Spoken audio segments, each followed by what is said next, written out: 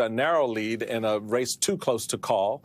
Lake, the former TV anchor who continues to question even 2020's results, has already declared herself the winner, while Rusty Bowers, the Republican Speaker of the Arizona House, who gained national attention after testifying against Mr. Trump at the January 6th hearings, lost his bid for the state Senate last night. And in Michigan, freshman Congressman Peter Major, whose first vote in office was to impeach the ex-president, was defeated by former Trump administration official John Gibbs. And Trump's last-minute choice for Michigan governor, conservative commentator Tudor Dixon, who has echoed his false claims of election fraud, easily won her primary. Joining us now, Jeff Timmer, former executive director of the Michigan Republican Party, senior advisor to the Lincoln Project, and co-founder of Republicans and Independents for Biden. Jeff, welcome. So you Michael, great to see you. Yeah, good to see you, man. Adrian Fontes, who oversaw voting in Arizona's biggest county in 2020, was so alarmed last night. He said this to the Post: "This could be the last time we have free and fair elections." Just how bad was last night for Democrats? Well, I mean, I think it was there's mixed signals for Democrats. One, what we saw in Kansas and what we've seen in poll after poll since Roe was overturned is a shift in enthusiasm and momentum for the Democrats that you talked a bit about in the last segment. And I think that matters. But the risk of pro-democracy Americans, the risk for pro-democracy Americans is significant in states like Pennsylvania, in Michigan, in Wisconsin, and in Arizona, where these Trump-endorsed candidates who double down on the big lies, say they wouldn't certify the 2020 election. Some would go so far as to decertify the 2020 election. They indicate they won't certify the 2024 election.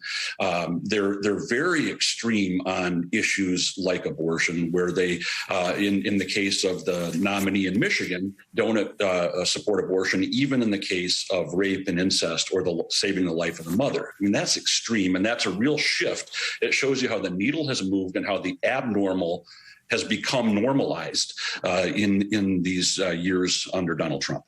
So let's pick up on that, how the normal has become abnormal under Trump, because one of the features of that is to lie, is to say something that is not factually confirmed or correct. And we saw that with Arizona's Kari Lake in her bid last night. She just came out and flat out said, "I won." She declared the victory.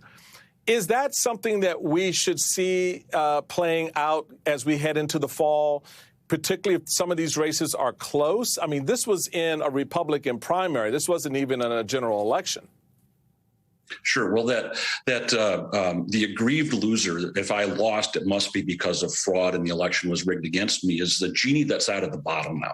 It's not just going to be used by Republicans and weaponized against Democrats when Republicans lose. It's going to be used by Republicans against Republicans in primaries. But I think we have to expect what we've seen after the 2020 election, what we're seeing from Kari Lake last night and today.